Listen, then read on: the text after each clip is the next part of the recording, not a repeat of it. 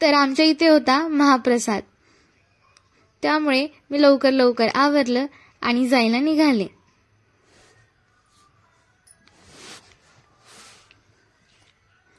तिथे पोहोचल्यावरती अगोदर देवीचं दर्शन घेतलं आणि तिथेच इथे भेटली आम्हाला आपली गँग. त्यानंतर आरती सुरू झाली.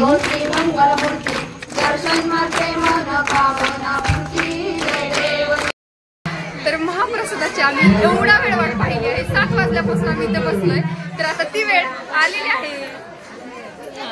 जेवण आल्यावरती सगळ्यात अगोदर मी जिलेबी खाल्ली. त्यानंतर आजीला मी भेटायला गेले.